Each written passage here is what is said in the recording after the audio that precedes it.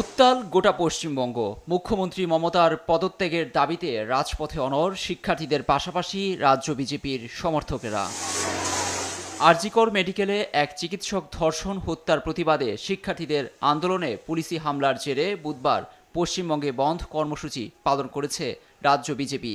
মমতার পদত্যাগের দাবিতে আন্দোলনে ধরপাকড়, হামলা এবং গ্রেপ্তারের ঘটনা ঘটেছে। বিশেষ করে রাজপথে পুলিশের অ্যাকশন নিয়ে মুখ্যমন্ত্রীর বিরুদ্ধে চলছে সমালোচনা। বিজেপির দাবি, রাজ্যের প্রধান বিরোধী দল হয়ে রাস্তায় আন্দোলন করাটা তাদের নৈতিক অধিকার, কিন্তু মুখ্যমন্ত্রী প্রশাসন দিয়ে শিক্ষার্থী ও রাজনৈতিক দলের আন্দোলন দমাতে চাইছেন। আমরা কি করেছি? আমরা প্রধান বিরোধী দল। আমরা কেন রাস্তায় এসে মানুষের সাথে কথা বলতে পারবো না? কেন আমরা আন্দোলন করতে পারবো না? ওরা টিয়ার গ্যাস ফেলতে, ওরা জল কামান ফেলতে জল ফুরিয়ে গেছিল। আরজিকর কাণ্ডে গেল কিছুদিন ধরেই রূপ নিয়েছে মমতার পদত্যাগে। কলকাতা ছাপিয়ে পশ্চিমবঙ্গের জেলায় জেলায় চলছে ক্ষোভের আগুন। বিরোধীদের মতে মুখ্যমন্ত্রীর পদত্যাগ এখন সময়ের ব্যাপার।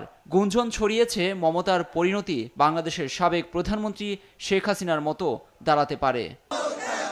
গেল কয়েকদিন এমন কথা নিয়ে এবার প্রকাশ্যে ক্ষোভ ঝাড়লেন মুখ্যমন্ত্রী মমতা। হুঙ্কার দিয়ে বলেছেন, এই পরিস্থিতির সুযোগ নিয়ে ষড়যন্ত্রে মেতেছেন প্রধানমন্ত্রী নরেন্দ্র মোদী। কেউ মনে করছেন এটা বাংলাদেশ, আমি বাংলাদেশকে ভালোবাসি, ওরা আমাদের মতো কথা বলে, ওদের সংস্কৃতি আমাদের সংস্কৃতি এক।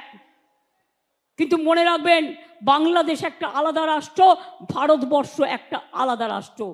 মোদীবাবু আপনার পার্টিকে দিয়ে আগুন লাগাচ্ছেন। মনে রাখবেন, বাংলায় যদি আগুন লাগান, আসামও থেমে থাকবে না, নর্থ ইস্টও থেমে থাকবে না, উত্তরপ্রদেশও থেমে থাকবে না, বিহারও থেমে থাকবে না, ঝাড়খণ্ডও থেমে থাকবে না, উড়িষ্যাও থেমে থাকবে না, আর দিল্লিও থেমে থাকবে না। আপনার চেয়ারটা আমরা টলমল করে দেব। তৃণমূল ছাত্র পরিষদের প্রতিষ্ঠা দিবসে বুধবার বিরোধীদের উদ্দেশ্যে শেখ হাসিনার পরিণতির কথা যারা টানছেন, তাদের উদ্দেশ্যেই মূলত এমন বার্তা মুখ্যমন্ত্রীর। এখনো ধৈর্য ধরছি, কিন্তু সহ্যের সীমা ছাড়িয়ে গেলে আমি যে কি করতে পারি তা আপনারা কেউ জানেন না। তার কারণ I am the product of the movement. গেল 5 আগস্ট ছাত্র জনতার আন্দোলনের মুখে পদত্যাগ করে দেশ ছেড়ে ভারতের দিল্লিতে আশ্রয় নেন শেখ হাসিনা। এরপরই পশ্চিমবঙ্গে মমতার বিরুদ্ধে শিক্ষার্থী ও চিকিৎসকদের আন্দোলন শুরু হয়েছে। এই পরিস্থিতিতে মোদির বিজেপির ষড়যন্ত্রের শিকার না হতে আন্দোলনরত চিকিৎসকদের কাজে যোগদানের অনুরোধ জানিয়েছেন মমতা। উৎফর কবির, নিউজ ডেস্ক, দেশ টিভি।